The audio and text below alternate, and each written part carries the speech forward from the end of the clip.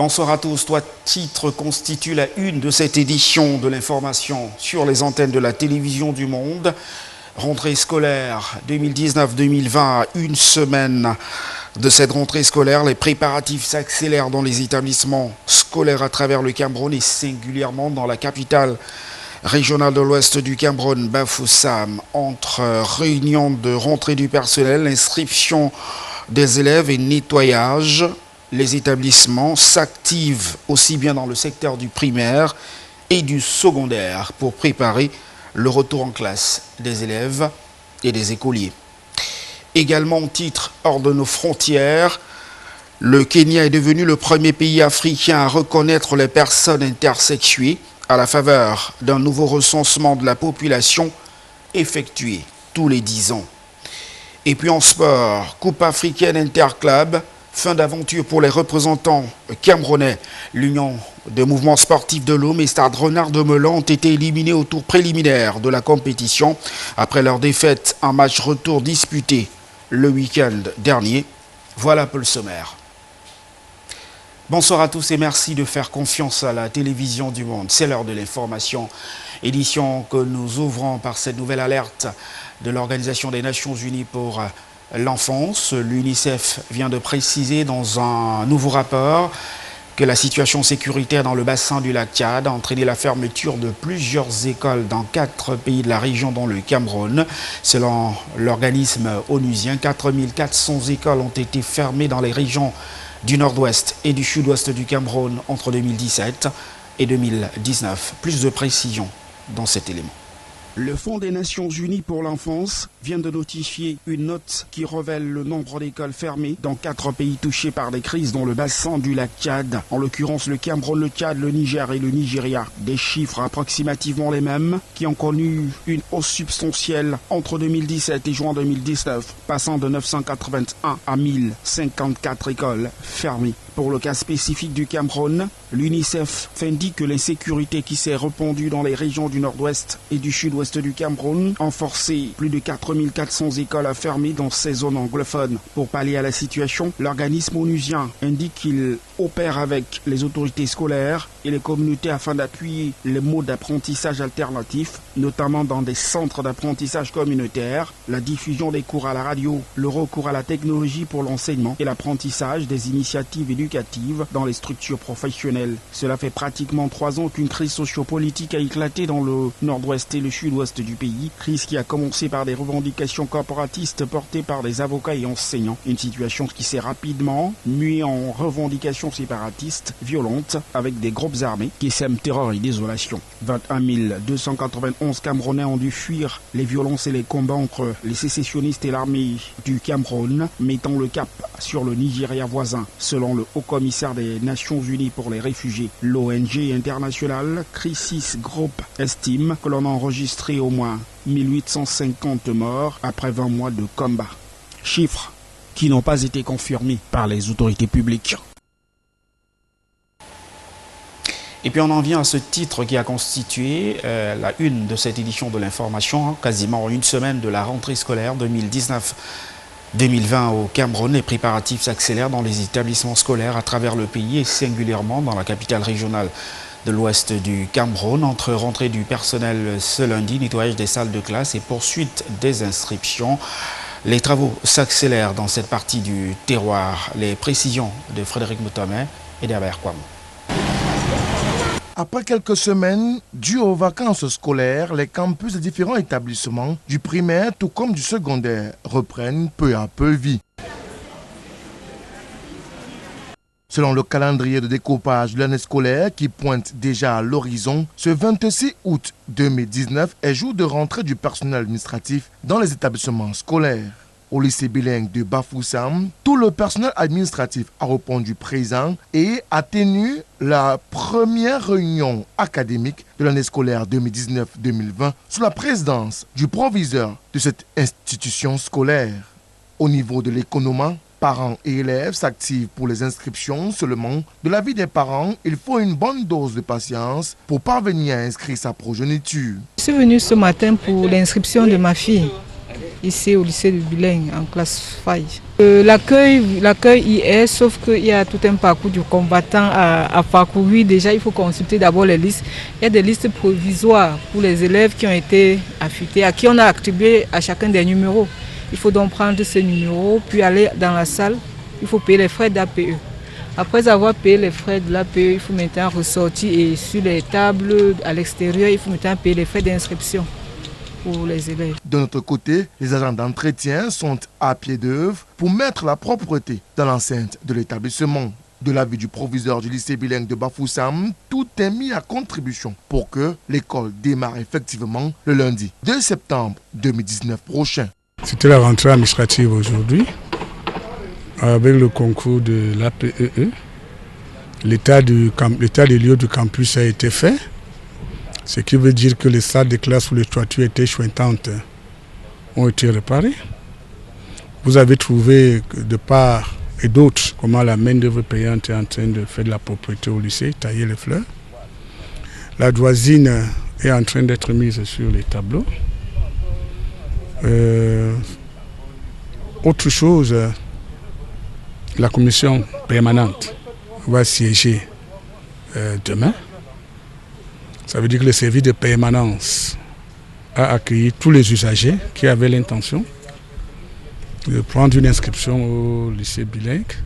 Tout se déroule bien et sur le plan purement pédagogique, avant d'aller en congé, les emplois du temps ont été faits. Il y a quelques jours, il y a eu des mutations. On va retoucher ces emplois du temps, puisqu'on a eu quelques arrivées et quelques départs. Vous avez vu que les listes provisoires ont été affichées depuis. Ces listes seront revues après la commission permanente. Et s'agissant de la section anglophone, après-demain, on va étudier les dossiers des enfants qui sollicitent l'admission en l'OASIC. Si la propreté est mise dans certains établissements du primaire, ce n'est pas le cas dans d'autres. À l'école de l'église évangélique du Cameroun de Femme Chouette, dans l'arrondissement de Bafoussam 2e, où les salles de classe servent encore de séchoir, pour le maïs, les toilettes sont dans un piteux état.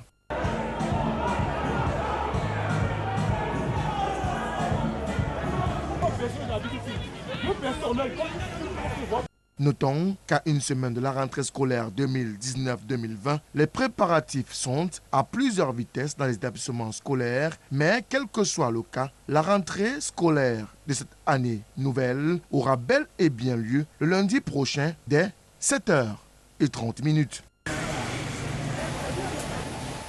Parlons à présent de l'excellence scolaire à Bonapriso. C'est ici à Douala, métropole économique du Cameroun. Les plus méritants ont reçu des prix à la faveur d'une cérémonie de remise de prix et de distinction impulsée par Sa Majesté Maître Pierre Ntépé. Une cérémonie qui se tient depuis 2004 et vise une saine émulation auprès des apprenants de cette collectivité de Bonapriso. Les précisions de Frédéric Moutomé et de Jean-Martin Kefak. L'excellence scolaire et le mérite, une fois de plus célébré par la collectivité de Bonapriso. Nous célébrons nos enfants qui ont réussi à leurs examens.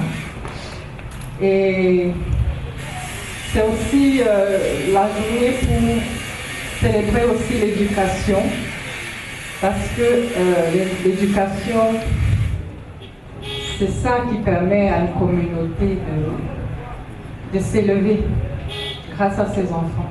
À l'esplanade de la chefferie de Bonapriso, ces lauréats sont à l'honneur ce samedi 24 août 2019, soit une cuvée de 137 méritants de l'année scolaire 2018-2019, constituée de 18 admis au CEP, 30 au BEPC-CAP, 29 au probatoire, 33 au baccalauréat toutes séries confondues, 12 au BTS, 8 en licence, 3 en master 2 et 4 en doctorat qui, pour l'occasion, ont reçu à la fois des fournitures scolaires, mais aussi des prix spéciaux constitués d'espèces sonnantes et trébuchantes. Cette année, comme toute année, c'est quelque chose de grandiose. C'est quelque chose de magnifique de recevoir les bénédictions de son chef, de toute la communauté via les reconnaissances que nous avons reçues. C'est une bonne chose. Ça booste et ça pousse à continuer et aller de l'avant. On espère que la chefferie va continuer à le faire et et que nous également, nous les donnerons les bons résultats. Je suis très content d'avoir reçu les prix spéciaux. Oui, aussi, je remercie aussi l'association et je remercie aussi Sa Majesté. La cérémonie qui a mobilisé les fils et filles issus des foyers Bonasike, Bonantepe, Bonangang, Bonabelone et Bonekambi a aussi été le lieu d'appeler les parents à jouer pleinement leur rôle dans l'éducation de leur progéniture. C'est les études, il y en a qui sont plus appliquées que les autres. Bon, il faut que les parents veillent à les stimuler, veillent à leur donner des moyens de faire mieux. Souvent, un enfant n'a pas de... Il ne sait pas ce qu'il fait, mais s'il y a des gens derrière qui lui donnent conscience de ce qu'il peut faire, il s'applique davantage. Donc, c'est le message que j'adresse d'ailleurs aux parents, qui pour nous sont nos meilleurs partenaires. Sans eux, ces enfants ne seraient pas là où ils sont. Au-delà de ces bourses scolaires, aux apprenants les plus méritants, il s'est aussi agi de mettre en avant les initiatives portées ici, parmi lesquelles le projet Bonapriso Horizon qui finance des micro-projets AFEV-DEV qui prônent l'autonomisation de la jeune fille, Mwanjaman Bonantepe, et l'initiation et l'apprentissage de la langue Douala qui vise à pérenniser les us et coutumes ancestrales. Parce que vous êtes Bonapriso et puis on vous affecte professeur à Yabassi, vous ne croyez pas qu'il va parler Douala facilement. Hein?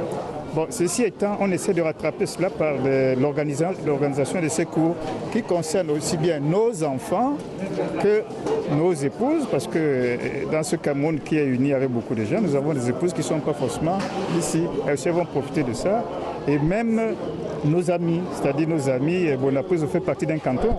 C'est le canton Bel. On va appeler nos frères et sœurs de Bonadoumbe, de Bonadouma, de Bali, pour que on puisse soutenir cet effort-là. L'excellence scolaire de Bonapriso en cette année 2019 avait pour marraine le professeur Nico Klendoko. Par ailleurs, à la supervision de l'orientation professionnelle et académique prévue en octobre 2019 prochain, aux côtés du professeur Nélé, chef de la famille Bonasike. Sur les rails depuis 2004, l'excellence scolaire de Bonapriso a déjà mobilisé 50 millions de francs CFA pour l'éducation des enfants de cette collectivité et cette action de Sa Majesté Maître Pierre Ntepe ne compte pas s'arrêter en si bon chemin. Le canton Pongo, dans l'arrondissement de Libom-Bari, veut promouvoir son riche patrimoine culturel et ancestral. C'est dans cette optique que les dépositaires des traditions ont créé une école d'initiation aux valeurs traditionnelles.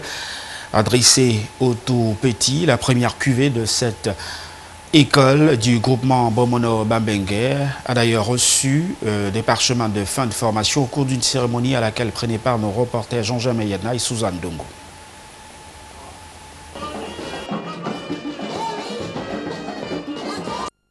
C'est l'esplanade de la chefferie supérieure du canton Bassa, Sizan Dogbon, qui a servi de cadre à la clôture des activités de l'initiation à la culture et à la langue Bassa.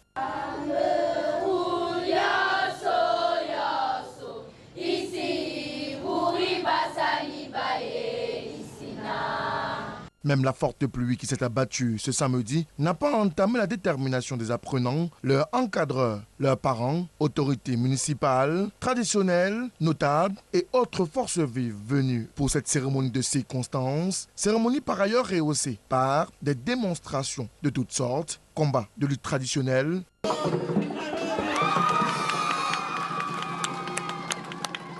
expression en langue bassa,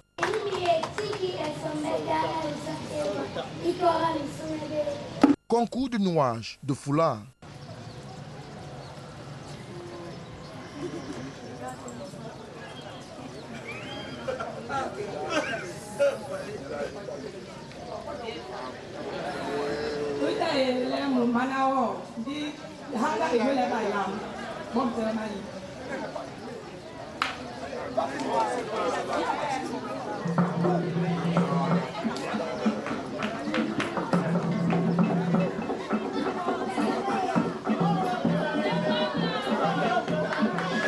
Pendant un mois et demi, ces jeunes venus d'horizons divers ont reçu des rudiments leur permettant de parler, écrire et de manier aisément la langue et la culture bassa. L'initiative de la reine du canton Bassa, qui est rendue à sa 2e édition en cette année 2019, a connu un franc succès en termes de nombre de participants et d'enseignement. Cette année, on a voulu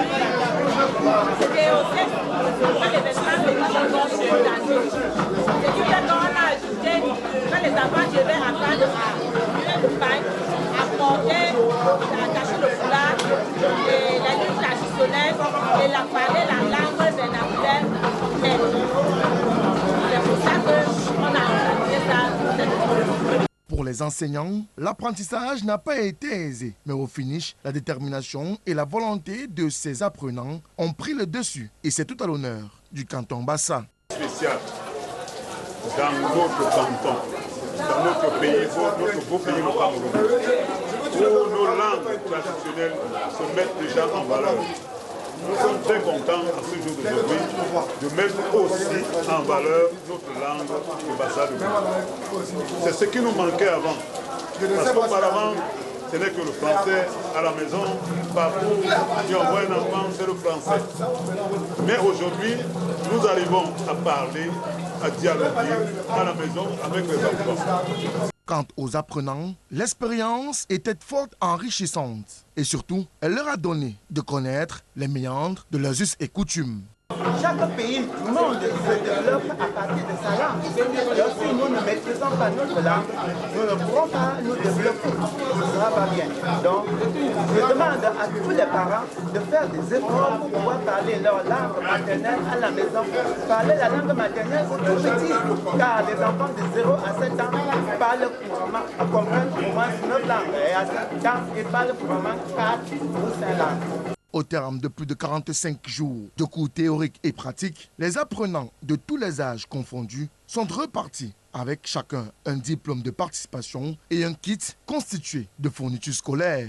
Une sorte de revoir qui appelle déjà à la 3e édition d'initiation à la culture et à la langue Bassa à la chefferie supérieure du canton Bassa. Vous l'avez rectifié par vous-même, il s'agissait plutôt d'un reportage sur l'apprentissage et l'initiation à la langue Bassa. La clôture des activités s'est donc déroulée. C'était enfin le week-end dernier à l'esplanade de la chefferie du canton Bassa. C'est ici à Douala où danse traditionnelle, expression culturelle, mais également lutte traditionnelle était au menu des activités. On en vient maintenant à cette autre actualité relative au canton Pongo, situé dans l'arrondissement de Dibambari, qui souhaite donc promouvoir son riche patrimoine culturel et ancestral.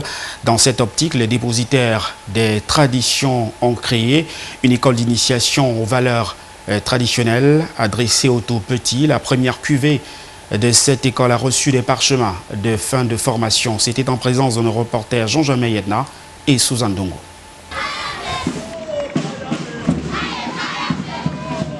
Des tout petits ressortissants du groupement de Bomono-Bambengue en pleine exhibition dans les rues de cette localité du canton Pongo, dans l'arrondissement de Dibambari, département du Mungo.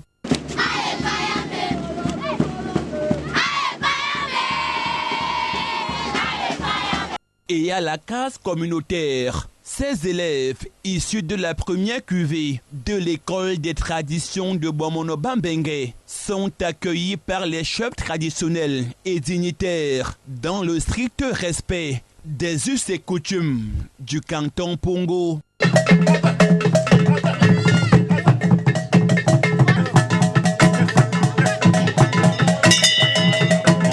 Abelimbi falate njebola bomurambenge wenge. Njebola bomurambenge wenge. Mokwalate. Bekindi beditom senje bomurambenge wenge.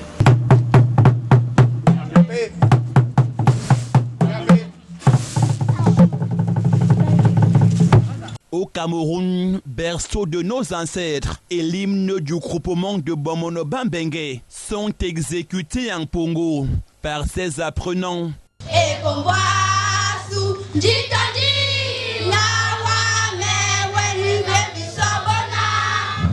Repartis en 3 groupes, ces élèves de la première promotion de l'école des traditions de Bomono-Bambengue qui sont honorés ce samedi 24 août 2019 ont en quelques mois reçu des connaissances en langue Pongo dans plusieurs ateliers. En gros, nous apprenons notre langue, la langue Pongo.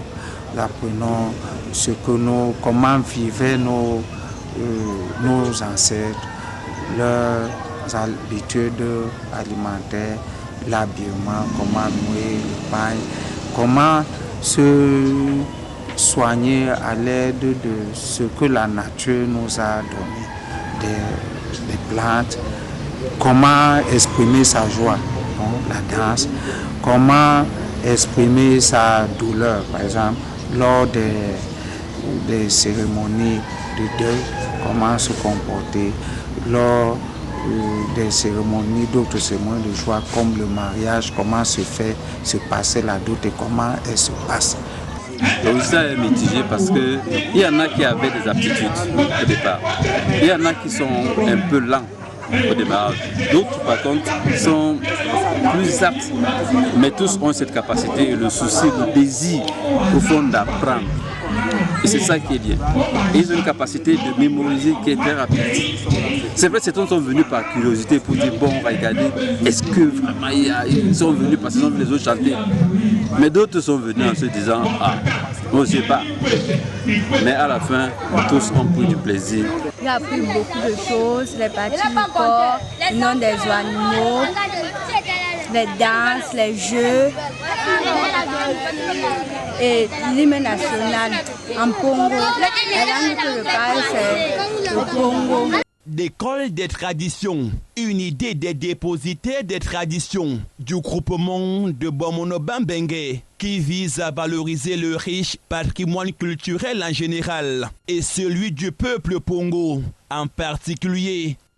Parce que effectivement les chefs des villages composant ce groupement se sont dit comment pérenniser notre culture, comment faire redécouvrir nos traditions à nos enfants.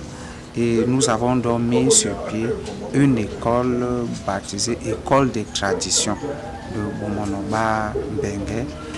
Nous sommes à la première édition. Ce n'est pas un festival. Nous avons dit que c'est une école qui a été ouverte, qui, nous le souhaitons, devra être pérenne. Aujourd'hui, c'est seulement une sortie d'une promotion. Des populations qui ont effectué le déplacement de l'esplanade de la case communautaire ce samedi se sont délectés à travers des prestations scéniques et autres démonstrations de ces tout-petits qui font ainsi partie de la première cuvée de l'école des traditions de Bomono Bambenge. Préservation culturelle et promotion du vivre ensemble, les Mowang Kidif, l'une des plus anciennes civilisations du peuple Tupuri, veut bâtir un socle de paix et de solidarité durable tout en favorisant la cohésion sociale et l'éclosion entrepreneuriale. C'est l'objectif d'une réflexion qui s'est ouverte dans le département du Mayo-Danaï, c'est dans la région de l'extrême nord du Cameroun. Plus de précisions dans ce reportage. Au son de la gourna et au rythme du waiwa, chant poétique et danse traditionnelle du peuple Tupuri, le stade Tiati-Bali dans le département du Mayo-Danaï, région de l'extrême nord du Cameroun, vibre et fait allégeance aux guerriers de paix avec en tête de file Sa Majesté Emmanuel Powe. L'occasion qui vaut cette démonstration de force, c'est sans doute le premier forum socio-culturel Mowang Kidif, placé sous l'égide du secrétaire général du ministère des Arts et de la Culture du Cameroun, Mokhtar Ousmane Mey. Vous avez aussi suivi les différents exposés, c'est pour attirer l'attention des populations, pour attirer l'attention de la communauté sur la valeur des éléments qu'ils ont déjà, mais qui doit être amélioré au fur et à mesure, mis à la disposition des jeunes. Encadré par la thématique aux sources ancestrales pour la promotion de la solidarité et l'entrepreneuriat agropastoral, ce forum Mowang Kidif, l'une des plus anciennes civilisations de la communauté Tupuri, veut développer des stratégies pour préserver et sauvegarder son patrimoine culturel. L'objectif principal est de faire connaître l'histoire des Tupuri en général et des Mowang Kidif en particulier dont les origines lointaines remontent au Tchad et au Soudan.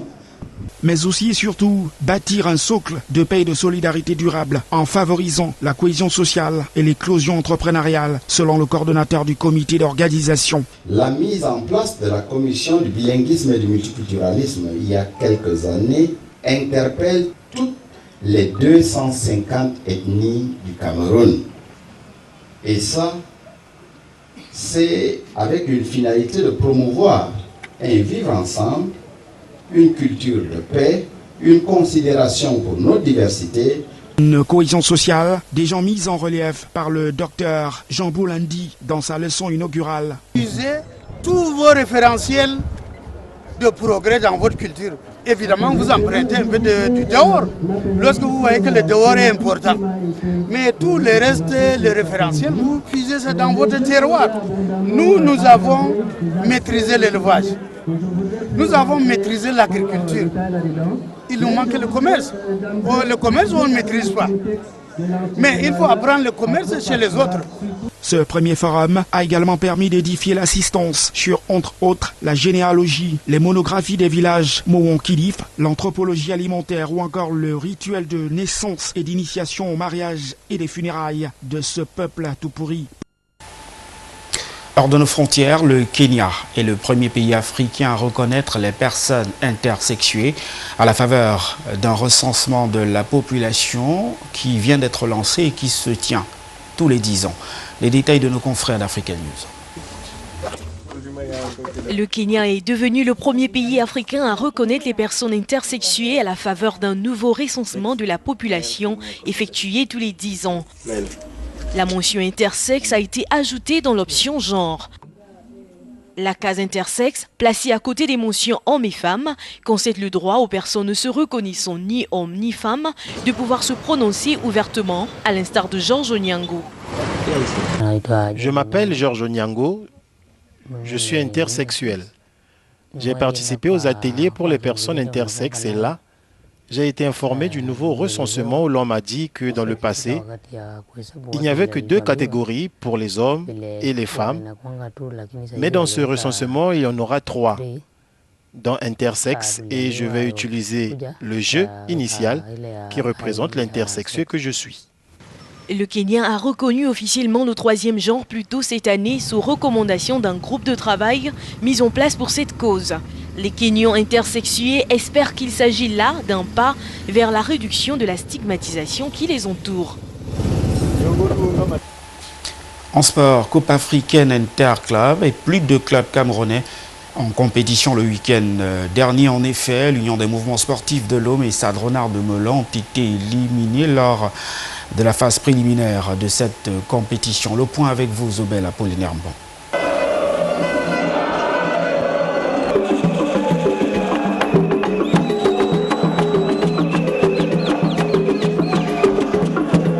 L'aventure n'aura été que de courte durée pour UMS de Loum en Champions League africaine et pour Stade Renard de Melun en Coupe de la CAF. Les représentants camerounais, tous deux originaires du département du Mungo, n'ont pu rien faire face au solide club de la République démocratique du Congo.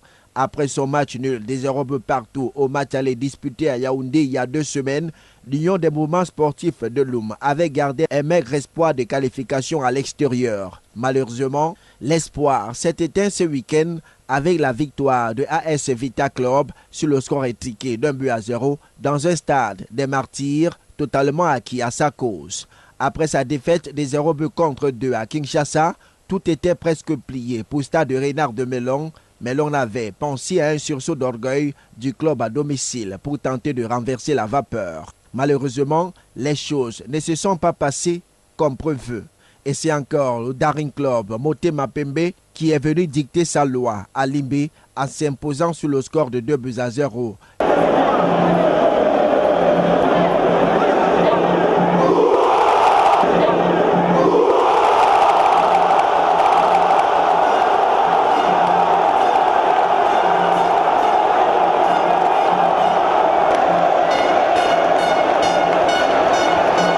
UMS et Stade Renard éliminés, les contre-performances des clubs camerounais à cette compétition s'enchaînent. Toute chose qui remet au goût du jour l'impréparation de ces clubs, la mauvaise organisation du football camerounais et l'amateurisme dont font preuve ses nombreux dirigeants. Un amateurisme qui a fait perdre au Cameroun 2 précieuses places à l'échiquier continental. Et si rien n'est fait, le Cameroun va davantage s'enfoncer dans les profondeurs de l'abîme du football africain.